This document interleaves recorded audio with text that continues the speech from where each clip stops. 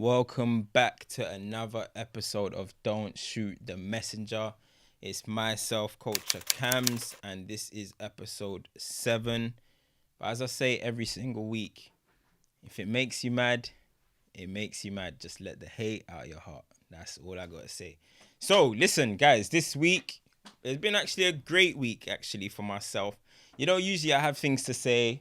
I might be complaining about one or two things, but this week it's actually been a good week. Obviously everyone knows that I do a podcast, Stoppage Time TV, and this week we had Carlton Cole on last Monday or last Sunday, and yeah, man, that episode, it went in the papers, it went everywhere, to be honest. Even had John Terry responding to it, etc. Like, so big up everyone that was supporting that and pushing that, because I think that's something that's so important for us, for publicity wise or awareness wise. And also the topic that we were talking about was quite important. Well, it's important to myself anyway. So obviously the thing that went in the news was about the, racism and with John Terry and Anton Ferdinand issue. And we didn't really expect anything to be moving like that. We knew we were doing a good episode, but we didn't know that it was going to go that fast. But obviously with everyone's support, retweets and shares and all of that, it did numbers, man. And it's our highest, it's the highest episode, right? It's our highest episode, so we're proud of that as well. So again, big up to everybody and all the new subscribers as well. But amongst that issue, there was something that we didn't even speak to Cole about, and that was about what is going on currently in the media. Like, we've seen these type of things happen with Raheem Sterling. We've seen these type of things happen with, in a way, with Paul Pogba. But we've also saw it with, what was that guy's name? Tosin for Man City when he bought the home. Yeah, when he bought the home, and Foden bought the home, and the contrast, which is what Sterling used to kind of clap back at the media. But another thing that's going on right now is what's going on with Mason Greenwood. And it's very interesting, like, what's going on in terms of Greenwood. Obviously, he invited girls over to the England camp, but so did Phil Foden. Can I remind people, Phil Foden's got a kid. He's actually got a girlfriend. Like Greenwood is single. Like, he's seeing someone. But listen, this ain't Love and Hip Hop, yeah. Like, I don't need to be talking about a relationship. But all I'm saying is, yeah, this guy's got a kid, yeah, and Mason Greenwood got the most stick out of it. He's got the most stick out of it, and since then there's been more things that are coming up. Oh, he's done balloons, and these are stuff from pre-season and stuff. These are things that they're bringing up to tear a young kid down. And I don't know what this country's obsession is with building people up and then trying to shoot them down. And there was obviously these rumors there was obviously in the media, something went around about a player, something, a rape case or whatever is going on, kidnapping. Everyone was pushing that it's Mason Greenwood. Reddit little forums. I don't know what neeks are even on Reddit, but some Reddit forums, they were talking about, oh, it's Greenwood. I saw Greenwood got nicked on the Wednesday. And listen, like, it all started pushing and going out. And it's like, yo, the guy's just had a young, so he's obviously Jeremy Winston, or what's the name?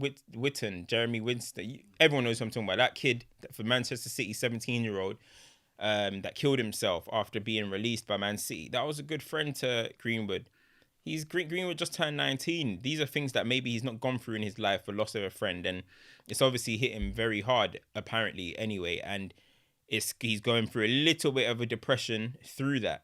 And instead of while he's going through a moment like this, instead of people to be, be behind him, you're pinning rape cases and kidnapping cases on him, when all he's trying to really do is just focus, mourn, and of course get back to playing football. So I'm not too sure what this whole trend is, and of course there might be a racial element to it, most likely, but it's just like, get off the kid's back. Do you know what I'm trying to say? The kid's trying to play. Foden's gone, and that scandal doesn't even affect Foden. He's gone. He's now playing for England again, scoring goals. Life is good, but Greenwood is still getting hit with that, and he's not been in matchday squads lately because of, apparently, his head's not in it and he's had illness, etc. I don't know. Maybe the United are just trying to protect him from everything that's going on, but you can see it's affecting him. If you go on Mason Greenwood's likes on Twitter, all of it is about the depression. All of it is about his friend that died. It's affecting him, and people need to get off his back, man. Like, come on. And the worst thing is the people that are spreading it. You're all probably older than him. Like, get a life, man. Honestly, you're big men making rumors and doing WhatsApp GC chains like Nigerian aunties, bruv. You know what I mean? Like, you know, when coronavirus was going around, Nigerian aunties and all, you know, the African aunties were sharing all them things. Yeah, like, yo, like the world is about to end. You know what I mean? That's how, yeah, exactly. That's how people are doing Chinese whispers about Greenwood. Like, come on, I had about 5 people telling me different stories about that Greenwood case and all this type of stuff. And it seems that possibly Greenwood's team might have heard about it or whatever, because straight away, it got released, and then they re-released it, but they put a man in his 20s, and obviously Greenwood is still a teenager. So if it's not Mason Greenwood, shame on all of you, or shame on everyone that was telling fake stories and moving like African aunties. But listen, I'm gonna move on from that. Oh yeah, no, just quickly on that topic as well. We're big up to Carlton Cole for coming on to stoppage time with us, and that was the first footballer that we had to come on. But listen, I said it last week. I spoke about it. More and more situations that needs to happen, because look at the way we controlled the narrative. Carlton Cole felt comfortable speaking with us because he knew his truth ain't going to get twisted. He knew everything that he says is going to be documented properly. He's not going to walk away from here and all of a sudden we're spinning and we're editing clips and we're doing this to make him look like a bad guy. More and more stuff like that needs to happen. And the Daily Mail, the Sun, all ESP, all these type of companies that were taking our stuff, they were crediting us, but they're taking the truth from us. So we're controlling the narrative that is out there in the media. Do you know what I mean? So that is something that needs to continue.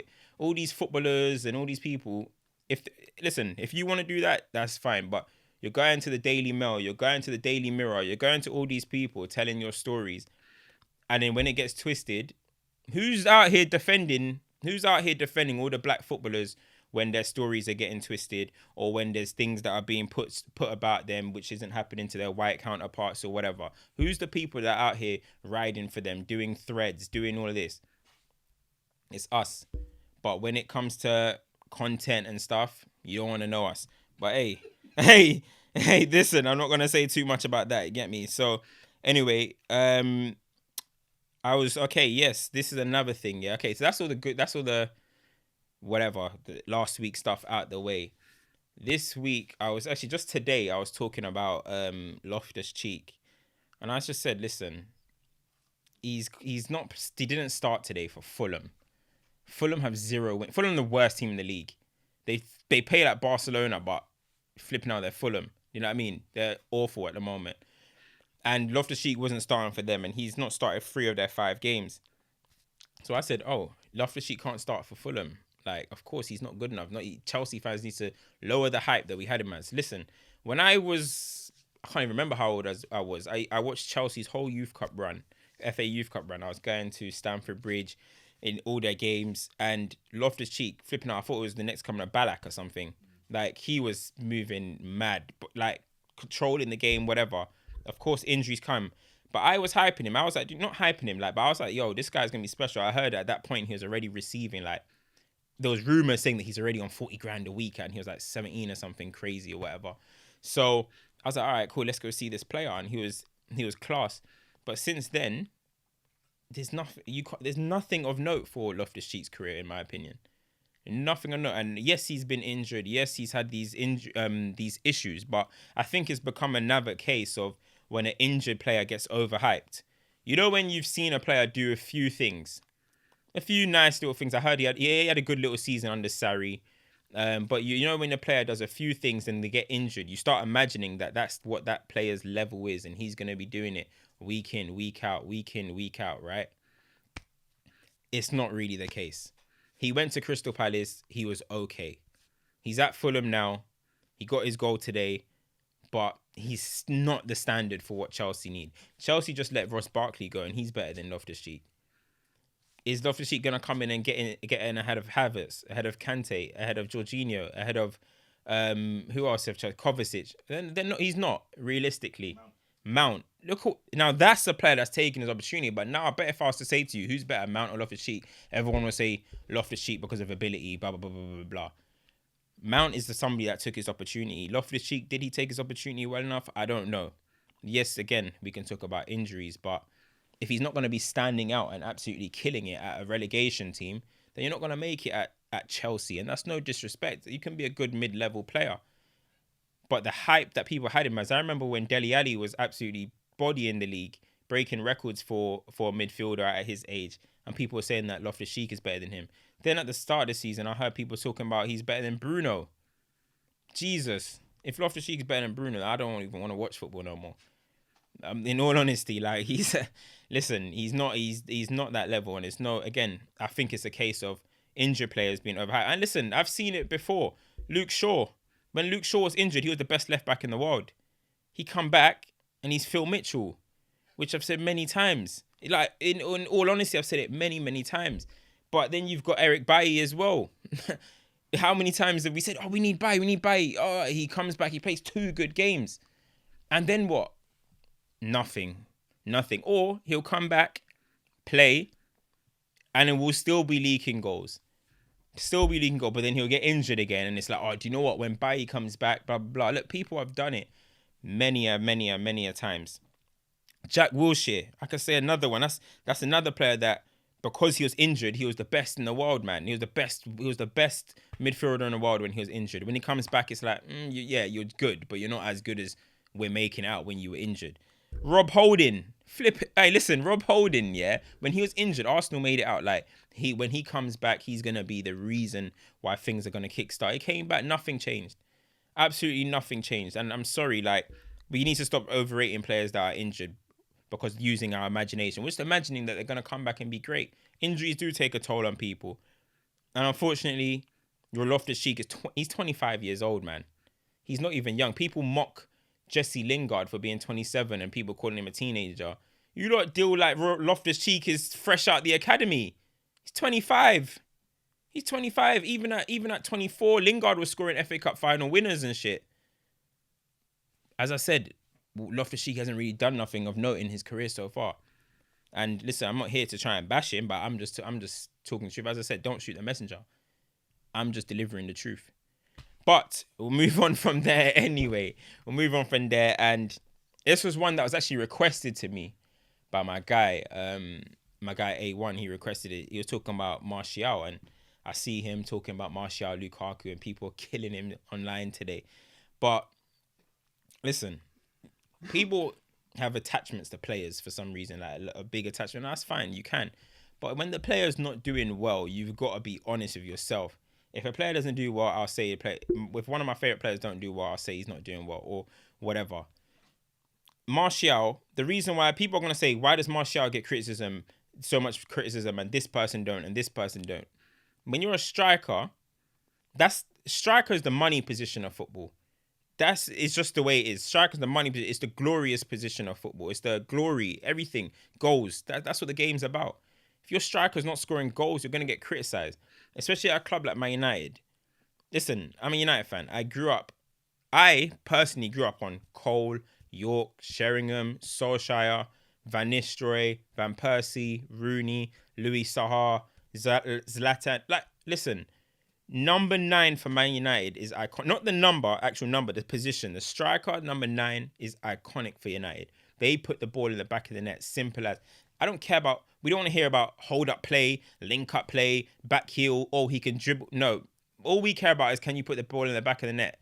My favourite United strikers, the one that made me even love goals as much as I do, was Van Nistelrooy. And he was just tap-ins and finishes. Don't care about anything else.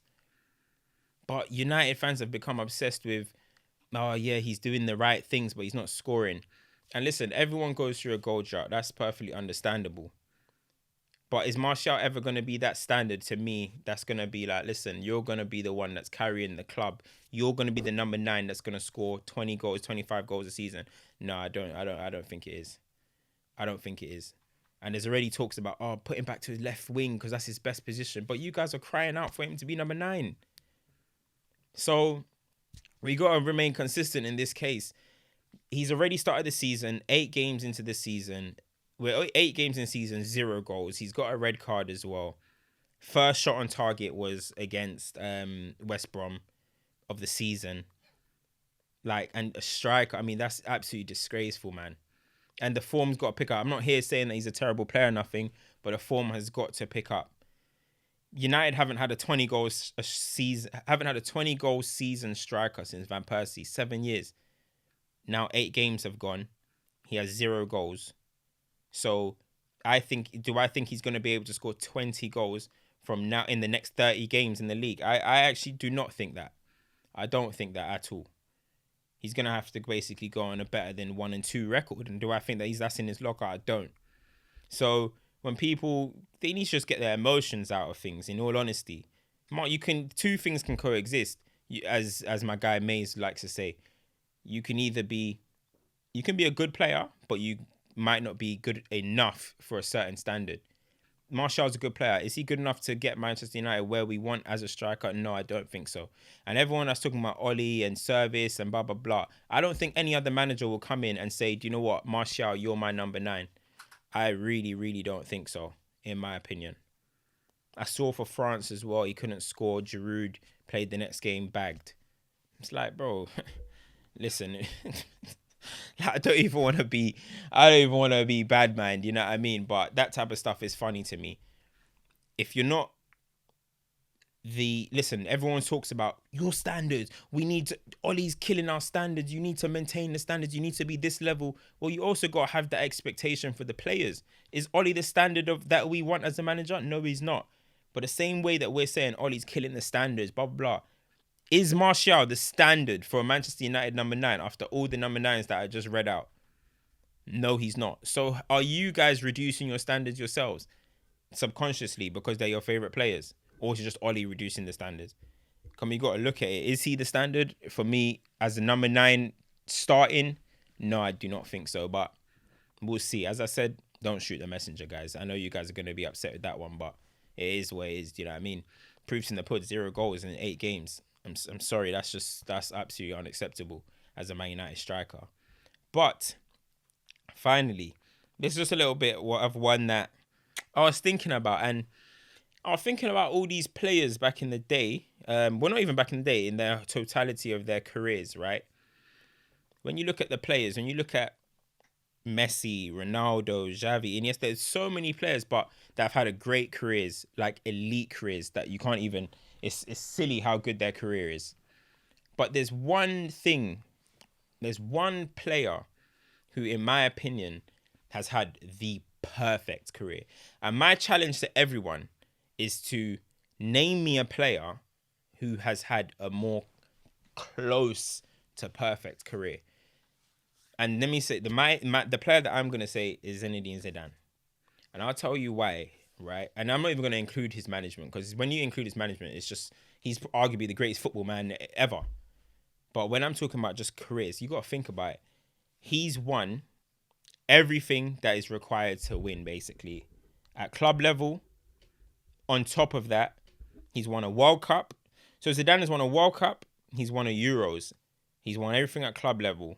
He's won Player of the Years in France. He's won Player of the Years in Young Player of the Year. He's won Player of the Years pretty much everywhere he's gone. But on top of, I was just about to say that, he's got a Champions League winner.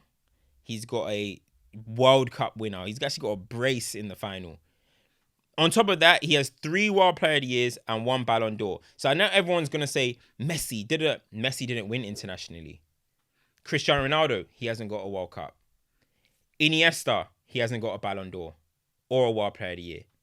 So I'm challenging someone to give me a name who's had a more kind of ticked off career. Everything that's needed to be ticked is ticked. League titles, Champions Leagues, Ballon d'Ors, World Cup, Euros. And of course, you can include, if they're South American, you can include the Copa America or whatever. So I'm challenging guys to name me a player with a more kind of, is that the right word? Perfect career. It's hard. I'm going to read it out again. Champions League final winner, World Cup final winner, World Cup, Euros, La Liga, Serie A, Ballon d'Or, 3 World Player of the Years, it's nearly flawless. And of course, Galacticos pretty much they flopped. The Galacticos flopped. Let's be honest. But I'm not talking about because this person's won 8 leagues, or I'm just talking about tick tick tick tick tick. I think it's hard to find a better player with a more complete kind of CV. That's individually and collectively. But what I'm going to talk about, actually, I've just touched on it a little bit, is the Galacticos, but I'm going to touch on that probably next week about how that Galactico era actually flopped. But the second Galacticos were the ones that kind of succeeded, obviously with Ronaldo, Kaká, all of them type of players. But the first Galacticos, they flopped. But we'll talk about that again next week. But guys, how long was that one this week? How long was that one? 20. Hey, I'm on point with my timing, you know. Hey, I'm 20 on the dot all the time. But guys, listen. That was another episode of Don't Shoot the Messenger. It's myself, Culturecams. Make sure you like, make sure you subscribe, make sure you share with all your people. As I said, share with your auntie, let her share it to 10 other people, let her share it. Make it a chain, you know what I mean? Make it a coronavirus chain. But, as I said, if it makes you mad, it makes you mad. I'm out.